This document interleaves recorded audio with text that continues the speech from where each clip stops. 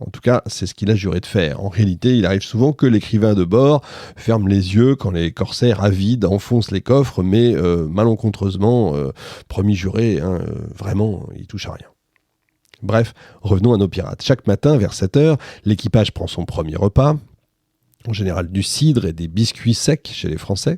À 10 heures, c'est l'heure de prendre le dîner. Puis vient 15 heures ou parfois 17 heures où on mange le souper. Dans les deux cas, il s'agit en général d'un repas chaud. L'eau douce est rationnée. Elle sert exclusivement à la cuisine et à la boisson. Mais de toute façon, les hommes s'abreuvent principalement de rhum pour les Anglais et de vin pour les Français. Pour la toilette, il faut généralement attendre les escales pour profiter d'une bonne douche d'eau douce. Sinon, l'autre solution, c'est l'eau de mer. Et vous savez aussi bien que moi à quel point le sel est désagréable, en plus de rendre la toilette complètement inefficace, bien sûr. Quand le voyage en mer s'éternise, il arrive que les hommes récupèrent tout de même l'eau qui s'accumule au pied des voiles après les grosses pluies. Se sentir propre, c'est quand même important pour tout le monde, même à ces époques-là. Dès le réveil, l'équipage est déjà prêt. Les marins, qu'ils soient pirates, corsaires, flibustiers, marchands ou soldats, dorment tous entièrement habillés pour pouvoir évidemment réagir le plus vite possible en cas d'urgence. De cette manière, en cas de tempête, d'attaque ou de repérage d'une proie, l'équipage peut s'activer sans perdre de temps. Je pense savoir que c'est encore la même chose aujourd'hui dans la marine. Les vêtements, eux, n'ont rien de spécial. L'accoutrement pirate, quelque peu mirobolant, qu'on voit dans les films, ne ressemble en fait en rien aux vêtements de tous les jours, rafistolés, imperméabilisés, que portent les marins, tous sans exception. Pour les pirates les plus coquets, on va dire, les habits sont parfois embellis avec de belles soieries trouvées sur les navires qu'ils ont pillés. Mais dans tous les cas, vous pouvez globalement oublier les dreadlocks, les boucles d'oreilles, les tatouages, etc. L'Église exerce aussi une forte influence jusqu'au XVIIIe siècle et interdit fermement de telles dégradations corporelles. On a eu l'occasion de faire une série sur le tatouage. Les jambes de bois, les bandeaux sur les yeux, les crochets par contre, sont monnaie courante effectivement. Avec une activité aussi dangereuse, c'est très commun de perdre un membre ou d'en perdre deux. Les pirates ressemblent en fait à de simples marins, tout simplement d'apparence, rien ne les différencie réellement, si ce n'est peut-être le fameux pavillon qu'ils brandissent fièrement tout en haut de leur mât, le fameux drapeau noir à tête de mort. À l'origine, le pavillon pirate est rouge d'ailleurs.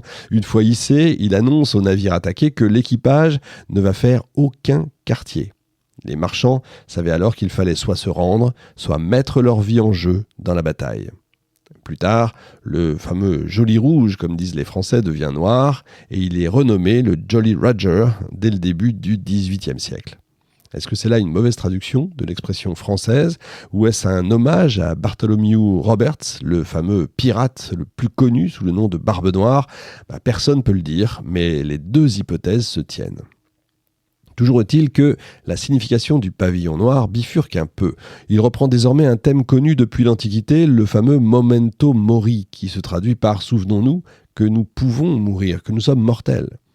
Dans la philosophie, celle de Barbe Noire, une telle signification est en fait une manière de rendre hommage à la vie, puisque la mort est inévitable, autant se hâter de bien vivre. Roberts déclare d'ailleurs ces quelques phrases « Qu'obtient-on par un travail honnête ?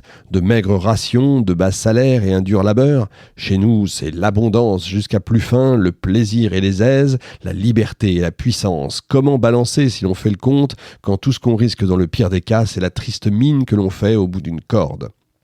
Une existence courte, mais bonne, sera ma devise. » Pas idiot, vu comme ça.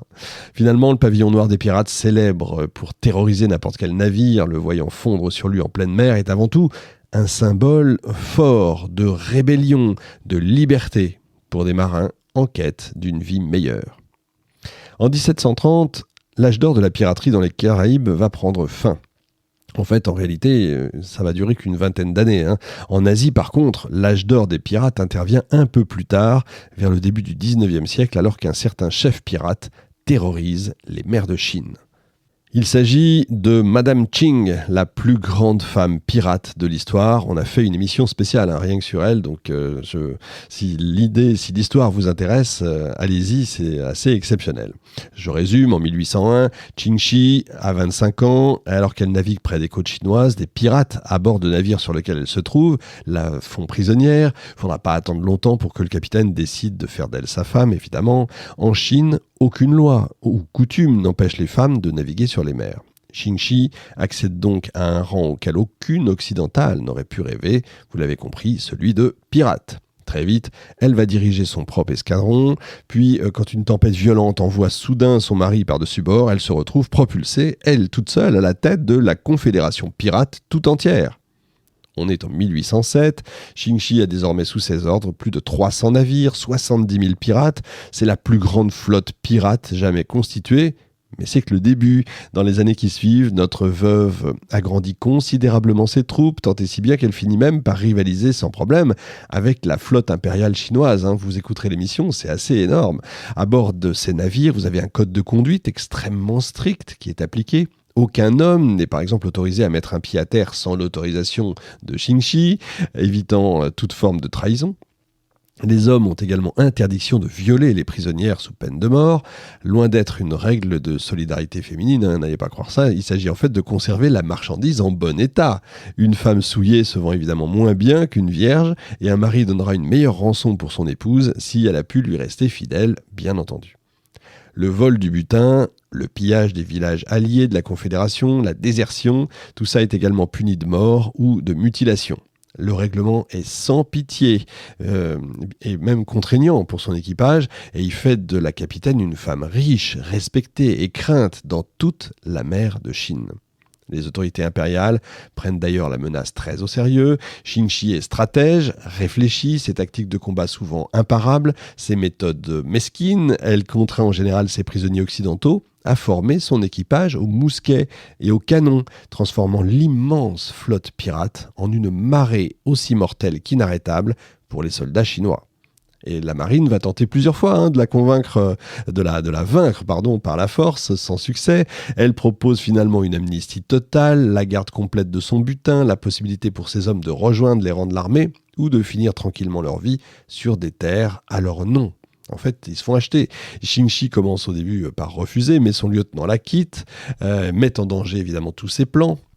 Parce qu'il connaît tout, donc avant de se faire trahir, elle accepte le marché et elle finit paisiblement sa vie sur la terre ferme, où elle dirige quelques réseaux de contrebande quand même, on ne se refait pas.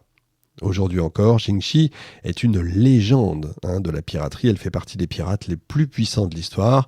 Elle inspire toujours beaucoup de personnages de romans, de films, de jeux vidéo. Vous avez dû faire la connexion avec Dame Ching, un des seigneurs pirates dans les derniers Pirates des Caraïbes que vous avez certainement vu.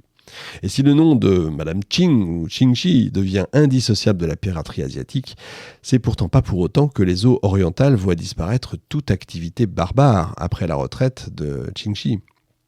La piraterie asiatique, et j'entends principalement par ça les pirateries chinoises, japonaises et coréennes, se concentrent avant tout sur le pillage des villages côtiers, où les barbares capturent des hommes à revendre sur les marchés d'esclaves.